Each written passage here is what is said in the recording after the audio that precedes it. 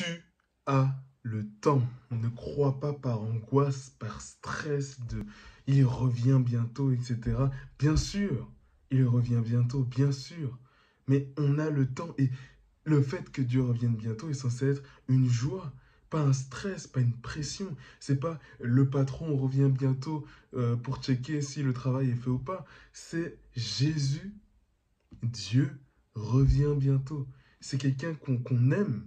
C'est une bonne nouvelle. C'est censé être une bonne nouvelle. Et donc, je suis contre toutes ces idées-là qui sont de dire convertis-toi vite, il revient bientôt. Non, on a le temps.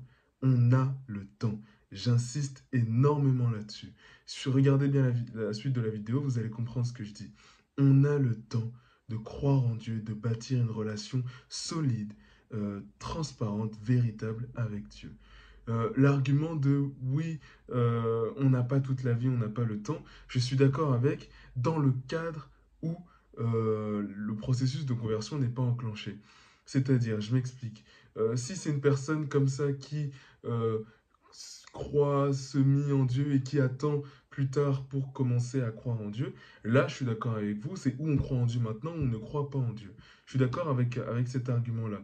Mais quand le processus de foi est déjà enclenché, mettre le stress encore derrière, non, non, je suis pas d'accord avec ça. Une fois que ce processus-là de foi est enclenché, prendre le temps de construire, bâtir une relation avec Dieu. Ne surtout pas commencer à croire en Dieu parce qu'on nous a dit qu'il faut croire en Dieu. Ne pas commencer à croire en Dieu parce que il faut et parce que sinon c'est le châtiment, etc. Tu vois, c'est croire en Dieu par intérêt, croire en Dieu par angoisse, par peur d'eux, et ça n'amène rien de bon. Ça nous éloigne de toutes ces notions d'amour, de paix, de, de cohérence avec nous-mêmes, d'équilibre, etc., etc. Donc non, je ne suis pas d'accord, on a le temps de bâtir une relation solide avec Dieu. Je ne suis pas d'accord avec cet argument-là de croyez en Dieu, de mettre le stress à tout le monde. Ça, je ne suis pas d'accord. Deuxième point de cette vidéo, la parole du jour est très intrinsèquement liée. En fait, c'est la suite du passage de la vidéo que j'ai fait il y a quelques jours sur le passage du bien et du mal, le blé et le ciré qui grandissent ensemble. Pour ceux qui l'ont regardé, n'hésitez pas à aller la voir si ça vous intéresse. Le titre, c'est Le péché nous rapproche de Dieu, etc. N'hésitez pas à aller checker. J'aimerais bien vous lire une phrase. La réponse à la question du mal ne se discerne pas à la croissance, mais à la moisson. Et donc, c'est extrêmement vrai. Ce que j'aimerais dire par rapport à ça, c'est que oui, la question donc, du bien et du mal ne se discerne pas, nous, à notre échelle, parce que nous, en tant qu'êtres humains, nous sommes tout au long de notre vie en croissance, en évolution. Et donc, la vraie question du bien et du mal, est-ce que lui est bon, est-ce que lui est mauvais, etc., on ne peut pas le dire. On n'a même pas en tant qu'être humain à le dire, mais c'est surtout qu'on ne peut pas le dire parce qu'on est encore en croissance, on est encore en évolution. Donc comme le dit aussi justement le commentateur du passage d'aujourd'hui, donc c'est sur RCF, je vous mets le lien en description pour aller écouter, vraiment écouter ce commentaire, il est clair, en tout cas moi il m'a éclairé sur quelques trucs vraiment assez sombre et ça me parle énormément. C'est cette notion aussi de pardon, parce que en tant qu'être humain, on est encore en évolution. Ça résonne avec ça. J'en ai l'impression, en tout cas, en moi, ça résonne avec ça. Oui, cette question du bien et du mal ne devrait pas se poser à ce stade-là de notre évolution parce que nous n'avons pas fini de grandir. Nous sommes du blé encore en croissance. Donc voilà, avoir cette notion de miséricorde, de pardon parce que nous sommes en croissance et donc j'en suis intimement convaincu.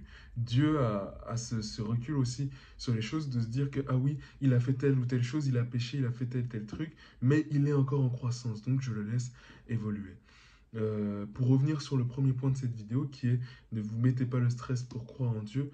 Je ne dis pas qu'il ne faut pas croire en Dieu ou bien de vous freiner dans votre processus d'évolution, mais prenez le temps. Laissez le temps au temps. Et ce que j'aimerais dire, c'est que si vous stressez de ah, j'ai péché, j'ai fait tel truc, j'ai peur que Dieu ne m'accepte pas dans son royaume, etc. Rien que l'inquiétude que vous avez, peu importe ce que vous avez fait, les mauvaises pensées, les trucs ou quoi, déjà les mauvaises pensées ne dépendent pas de vous, donc détachez-vous de cette idée-là, ayez confiance en vous, ayez surtout confiance en Dieu. Il voit tout le processus. Dieu voit vraiment tout le processus. C'est un Père qui cherche toujours le point positif et il va même à oublier et à effacer le point négatif en nous. Il va toujours chercher le bon, chercher une raison de continuer de croire en nous. C'est vraiment la manière dont Dieu va venir procéder. En tout cas, c'est ma conviction. Et c'est ce qui s'est confirmé dans ma vie en tant que chrétien. C'est ce qui se confirme un peu tous les jours. Oui, vraiment, Dieu voit votre œuvre, ce que vous êtes dans la globalité. Ayez confiance en vous, ayez confiance en Dieu.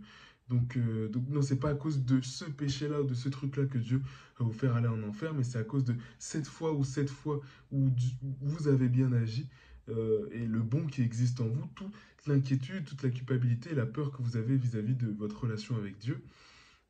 C'est vraiment ça que Dieu va regarder et il va, comment dire, oui, c'est vraiment ça que Dieu va regarder et, et rien que la culpabilité est une raison nécessaire à Dieu de continuer à croire en vous parce que une raison nécessaire, une raison suffisante pour que lui continue de vous aimer parce que cette inquiétude, c'est le symptôme cette inquiétude, plutôt cette culpabilité, c'est le symptôme d'une inquiétude, d'un intérêt pour la relation que vous avez avec Dieu. C'est une forme d'intérêt pour Dieu.